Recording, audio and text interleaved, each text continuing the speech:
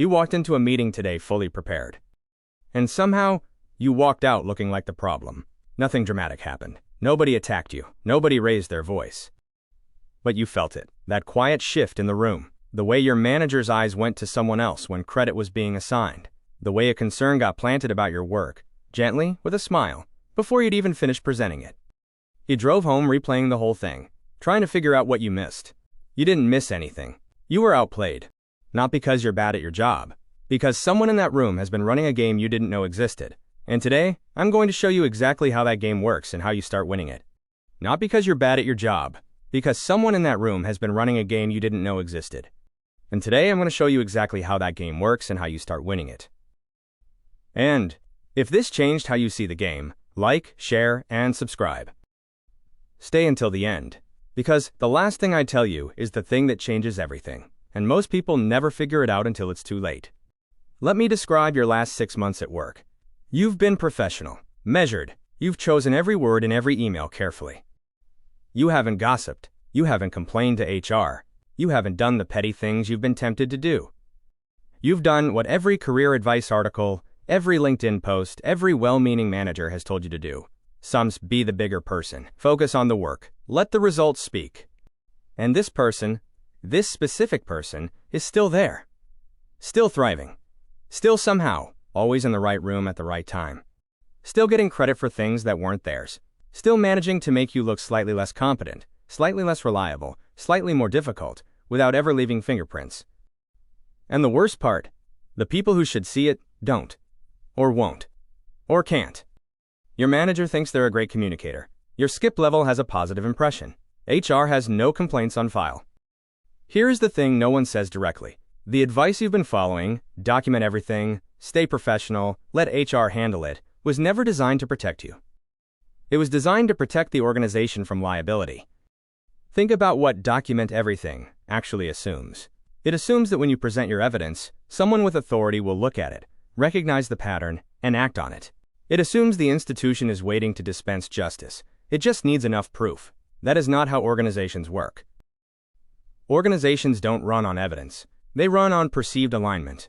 Your manager isn't a judge. They're a pattern matcher operating under pressure, with incomplete information, and a very strong incentive to avoid instability on their team. When you raise a complaint, you become the instability. Not the person who caused the problem. You, the one who made it visible. The toxic coworker understood this before you did. They never create visible chaos. They create invisible pressure. Pressure that registers as your problem, not theirs. So let's talk about what they're actually doing. Because once you see the mechanism, you can't unsee it. The toxic coworker isn't just managing their behavior. They're managing who witnesses what. I call this the witness architecture. Your manager doesn't have perfect information about you. They're assembling a picture from fragments. A few emails, some meeting observations, secondhand impressions, hallway moments. That picture is permanently incomplete. No manager can watch everything. The toxic coworker knows this, so they operate on the fragments themselves. They position themselves near decision makers in the low-stakes moments. The 5 minutes before a meeting starts, the coffee run, the Slack message that's technically casual but functionally strategic. They don't lobby. They just exist, consistently, in the proximity of the people who decide things. While you are doing your actual work, at your desk, producing real output, being genuinely excellent, they are building a relationship portfolio with the exact people who will eventually form an opinion about you. And here is the move that almost nobody catches. They use what I call institutional equilibrium as a shield. Every organization has a strong immune response to instability. People who surface friction get managed, not the people causing the friction, but the ones who make it visible. So the toxic coworker never creates visible friction. They generate it quietly, let it surface through you, and watch you become the problem the organization needs to solve. This is not random. This is a precise, intuitive reading of how institutions protect themselves, and they've hacked it completely in their favor. The consequence? You played by the rules, and the game didn't even respond. So what actually happens if nothing changes? Not the obvious stuff, not the promotion that quietly went to someone else, not the project you were passed over for. It's deeper than that. Every week you stay stuck. Reacting is a week you didn't build anything that actually moves you forward. The real cost is this. While you're reacting, you're not building what actually protects you. The highest performers? They're not just better. Their names come up in rooms they're not even in. They're building that quietly, while this runs in your head, All day, every day. Every morning commute, replaying yesterday. Every Sunday night, dreading what's coming. They're living in your head, 24 hours a day, rent-free. Alright, here is where we stop explaining what is happening to you and start talking about what you actually do about it. 7 moves, each one specific enough to use tomorrow morning. And I will give you the exact words for each one. Let's go. Move number 1. Never defend in the moment. Overwrite later. Your brain is screaming at you to defend yourself right now. Don't. Real-time defense looks like panic. It confirms there is something worth defending. It hands them exactly what they wanted, an emotional reaction they can reference later as proof that you are reactive, difficult, or sensitive. Instead, you do nothing in the moment. You stay completely neutral. You might even nod.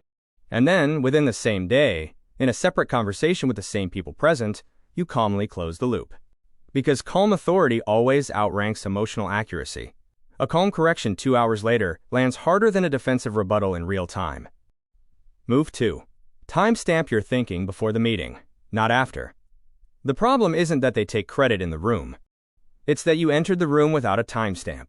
Ownership is established before delivery, not after it. Before any important meeting, send a short message. An email. A Slack. A one-liner to your manager, not long. Just visible. Just time-stamped. Move 3. Use the precision correction, the move that unsettles them most. Most people either stay silent, which the room interprets as agreement, or overreact, which becomes the story. There's a third option almost nobody uses. The precision correction. Calm. Specific. Immediate. No accusation. No edge. Just the accurate record, stated with complete neutrality. Say this, immediately, in front of the same people. Just to add some context, the original framing on that came from the analysis I ran on Tuesday. Move 4. Create written confirmation after every key conversation. Words evaporate. They know this. Half their moves depend on things that were said but never written, which means they can be resaid differently at any convenient moment. After every meaningful conversation, every alignment, every commitment, every decision, you send a short follow-up. Not aggressive, not accusatory. Just thorough. Say this in a follow-up email within the hour. Move 5. Show up in the spaces they think they own. Relationships and reputations are not built in formal presentations. They're built in the unstructured moments between the formal things, and that's where they've been operating, alone, for months. You don't need a strategy for these moments. You just need to be in them. Ask a genuine question. Share a real observation. When your manager has 5 direct interactions with you that they initiated themselves, the managed narrative about you starts competing with their own lived experience. And lived experience always wins. Every time. Do this, starting this week. Arrive 3 minutes early to every meeting. Engage in the pre-meeting conversation. Move 6. Build above the choke point. Skip level visibility. That is a single point of failure, and they have exploited it completely. The fix is not fighting for your manager's perception. The fix is making your manager's perception only one of several data points. When the VP2 levels up has their own direct, positive impression of you, the filtered version of you that your manager has been receiving starts to compete with something real. Do this. 1 action every month. Identify 1 person 2 levels above you. Find 1 genuine reason to engage. Their project, a question about their area, a response to their thinking. Move 7. Go strategically gray. Let them overextend. This is the final move, and it is the most counterintuitive one on this list. You become completely boring to them. No visible frustration. No reactive emails. No escalation. Here's what happens when you remove yourself as a reactive target. They don't stop. They redirect. They find a new target. The people around them will start to see a pattern, not because you exposed it, because patterns always expose themselves. Don't escalate. Disengage. Redirect. Build. This is not the most important thing happening in my career right now. I have better things to build. This is the shift. Everything changes when you see the game clearly. Here's the thing underneath all of this that nobody talks about. The toxic coworker didn't create your vulnerability. They found it. It wasn't that you're too nice or too conflict averse. It's that you were following rules that don't tell the whole story. You were taught work is a meritocracy, that quality rises, that good people get recognized. That belief isn't wrong, it's just incomplete. And in the wrong hands, that gap becomes a weapon. The most competent people aren't just good at the work, they understand how the organization actually works. They've stopped pretending these are separate and started operating in both at the same time. Every organization runs on two systems: performance logic and social logic. The people who move forward aren't choosing one or the other. They've learned to play both. Here's how this ends for people who actually apply this. They don't get the toxic person fired. What they do instead is become someone the organization cannot afford to lose. They build until their value is distributed, embedded in relationships across the organization, in visibility that spans multiple levels, in a reputation that exists completely independently of any single manager's filtered view. And then one of two things happens. Either the toxic coworker naturally loses their grip because you've removed every foothold they had on your trajectory, or you outgrow the environment entirely, not in defeat, not in bitterness, in surplus. You leave because better rooms are calling you, not because this one became unbearable. The person who built so much genuine weight in the organization that the toxic coworker became background noise, a minor obstacle in a very large career. The game hasn't been rigged against you. It has just been played without you. That ends today.